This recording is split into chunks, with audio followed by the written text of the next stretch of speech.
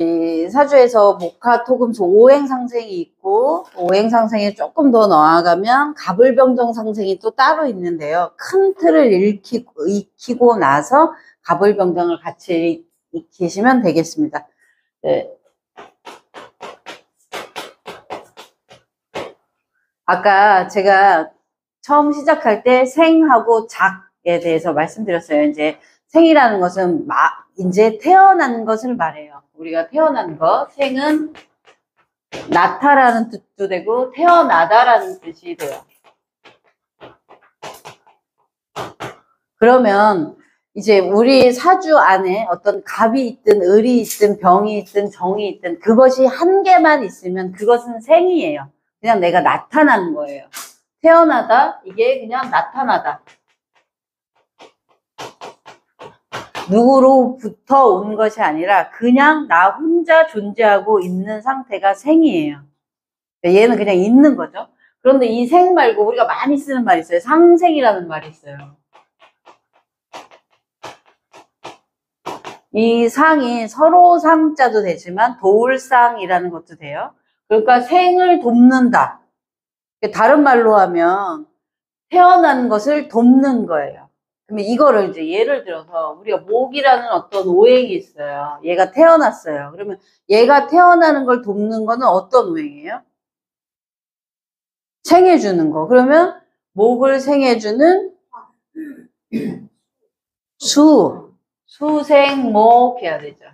이게 목이라는 기준으로, 목을 기준으로, 목 기준, 수가 수생목 해주면 이걸 상생이라 그래요.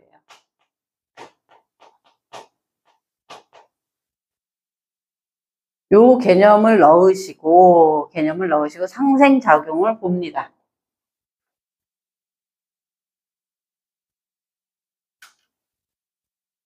자, 선생님, 여기 제가 인묘진 붙였어요. 그리고 인묘진 다음에 있는 오행, 그 계절이 사오미, 그 다음에 사오미 다음에 신유술, 그 다음에 해자추. 그러면 요거를 다시 오행으로 표시해 볼게요. 얘는 계절로는 봄이면 오행은요? 봄에 해당하는 오행은 목이에요. 여기 있다. 목이죠. 그러면 요거는 사오미예요. 사오미는 여름이고 계절 오행으로는 화. 그리고 신유술은 가을이고 오행은 금. 그다음에 해자축은 겨울이고 수. 이렇게 되는 거예요. 그러면 이제 여기에 있는 이 오행을 생해 주려면 뭐가 있어야 된다는 뜻이에요? 이 앞계절. 이 해자축이 와서 얘를 생해 줘야 된다는 뜻이에요. 그러니까 오행으로는 수가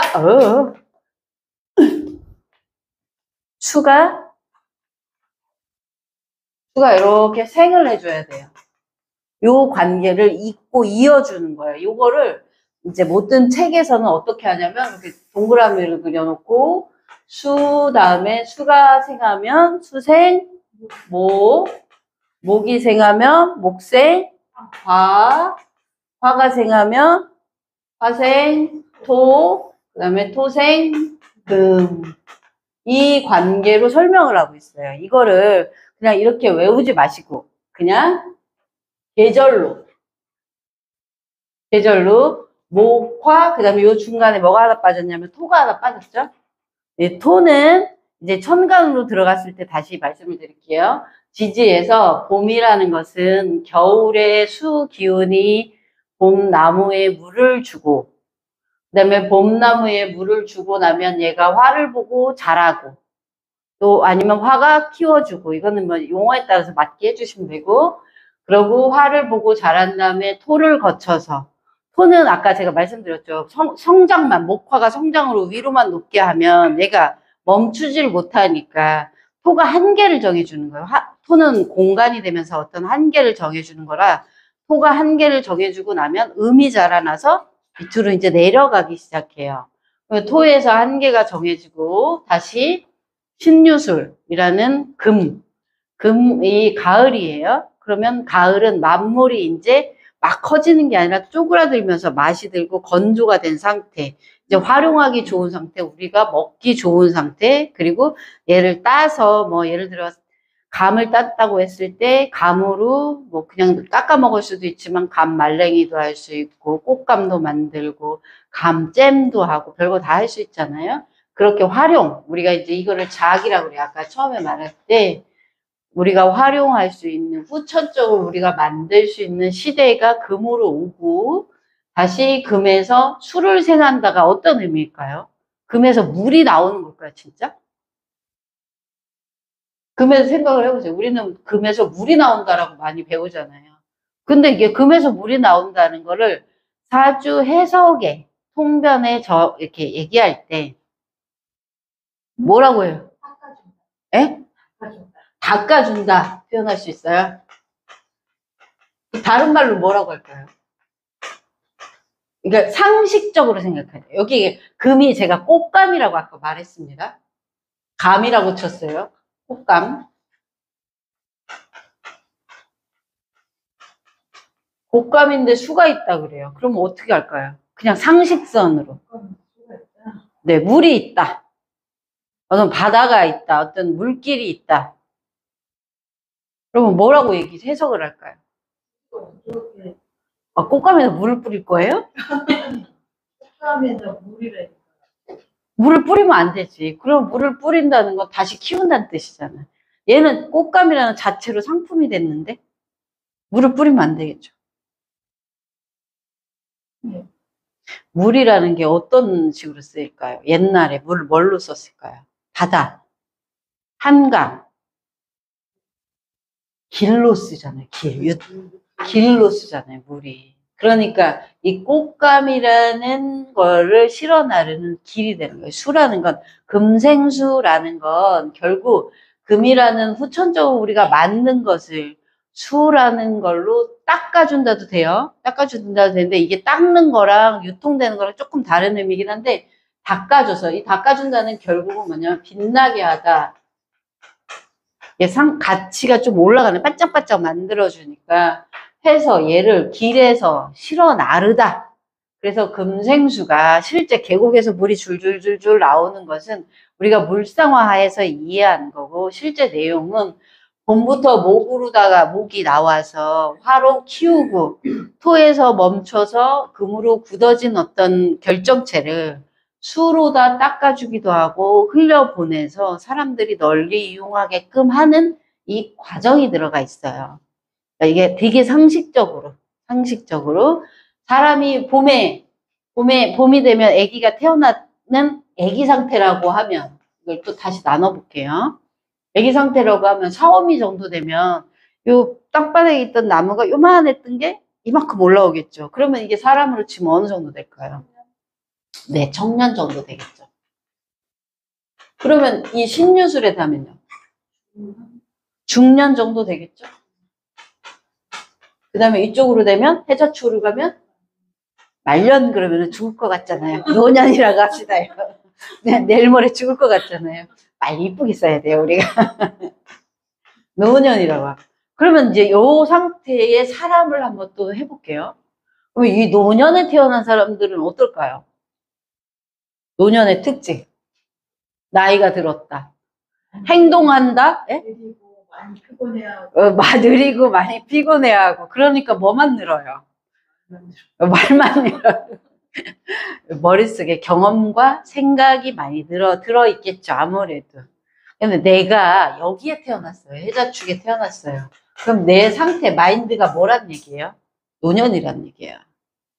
그러면 내가 여기에 태어났어요. 그럼 내 마인드가 어떻겠어요? 애기예요. 아니, 날 보고도 몰라요? 내가 여기에 태어났어요. 마인드가 항상 난 젊다. 나는 일을 언제든지, 이 청년이라는 건 무슨 뜻일까요? 자신감 있고 일을 열심히 할 수 있다. 나는 힘이 넘친다. 아직 안 늙었다. 이거고요. 여기 중년이 됐으면요. 이제 적당하게 눈치고 필요한 거 하고 이런다는 뜻이에요. 여기 그러니까 여기서 이제 우리 선생님은 제가 보니까 어휘가 약간 부정적이세요. 적당하게 눈치 보고, 여기 말년이라고 그러셨죠. 약간 긍정 언어로 약간만 바꿀게요. 네. 적당하게 눈치 보고를 뭐라고 하면 좋을까요? 이게 사실 맞는 말이에요. 되게 정확한 말이고. 그러니까 적당하게 눈치 보고를 조금 부드러운 말로 바꾸면. 실리추교? 그렇죠. 네. 실리추구형. 아, 이렇게 쓰실 수 있네요. 대박이네요. 네, 이렇게 실리추구형이다 이렇게 해야 되는데, 아이, 눈치나 보시는 분 기분 자체가 달라버리죠. 그쵸? 같은 말이라도 약간 좋게. 이게 사실 국어를 잘하는 분들이 통변도 잘합니다. 말을 이렇게 많이 바꿔보시는 게 좋습니다. 이래서 좀 전체적인 느낌이 오죠? 임묘진이라는 어떤 사람이 요때 태어났어요. 아, 요때 태어난 것보다 요 사오미에 태어났어요. 사오미에 태어났는데 자기를 상생해 주려면 뭐가 있어야 된다는 뜻이에요? 이 화니까 이 목기운이 있어야 된다. 목기운이 없으면 무슨 뜻일까요? 나를 도와주는, 나를 좀 유지하게끔 하는 기운이 없다. 이렇게 볼 수 있죠. 여기 없으면 무슨 뜻일까요, 또? 그게 없으면. 나를 낳게 해준 사람이 누구예요? 우리 사람 인간관계로. 엄마, 부모. 그럼 나를 낳게 해준 게 없다는 뜻이에요. 부모복이 부족하다. 이렇게 볼 수 있죠. 갑자기 선생님 표정이 이렇게 된 거예요. 만약에 신유술이면요. 똑같이 나를 상생해줘요. 금을 상생해주려면 요거는 한 세트로 보는 거예요. 화생도 이거를 금화교약이라 그러는데 한 세트로 같이 봐요. 화하고 목이 없는 상태에서 금만 딱 있어요. 그러면 이것도 똑같이 나에게 부모복이 야가다. 화토. 화생토가 없으면. 야가다. 약하다. 자, 이제 여기에 태어났어요. 그러면 나를 상생해주는 건 뭐가 상생이 돼요? 금이나 얘가 상생해주죠. 이게 없으면요? 목욕. 네. 아니, 엄마 들어. 엄마 들어. 조심해야 돼. 말 조심. 엄마 들어요. 그렇게 할 수 있죠. 이건 부모복도 되는데, 주변에서 나를 도와주고 이끌어주는 사람의 복이 약하다도 해당이 돼요.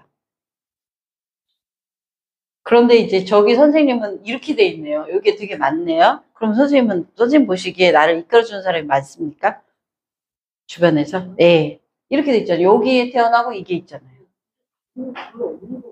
없죠. 네, 네. 이거는 꼭 그렇지는 않는 거예요. 왜냐하면 추운 계절인데 금이 많아가지고 춥기만 하면 이게 복이 있겠어요? 물을 못 생하겠죠. 그럼 따뜻한 기운이 좀 있어줘야 이게 복이 또 있는 거죠. 이렇게 한 가지로만은 할 수 없으나 기본적으로 상생이 되어 있다는 거는 부모복보다는 더 중요한 게 있어요. 자기 인생을 준비하는 자세가 돼 있는 거예요. 부모복보다 더 중요한 거. 그러니까 선생님도 여기에 태어났는데 목기운이 있죠. 그러면 내가 내 인생을 뭔가 해보려고 준비하는 자세가 있다. 이렇게 해석하는 것이 1번이에요. 이게 뭐 단순히 우리는 사주를 많은 분들이 약간 사주를 통해서 공짜로 뭘 얻으려고 하는 질문을 많이 해요. 내가 복이 있습니까? 언제 좋아집니까? 내 사주 안에 아니 왜 많은 분들이 묻습니다. 네, 맨날 귀인은 언제 옵니까? 이런 거 너무너무 많이 듣거든요. 제가 대답해 주기도 힘들어요. 안 온다고 말해 주기도 힘들고. 네, 그래서 이 상생을 받는다는 건 자기 인생을 자기가 준비한다는 뜻이에요. 여기에 태어났는데 있는 자리랑은 상관없어요. 상관없어요. 있는 자리랑 사람들이 있는 자리를 많이 따지는데요. 우리가 따져야 될 있는 자리는 가장 중요한 자리는 어느 월에 태어났는가가 제일 중요한 자리예요.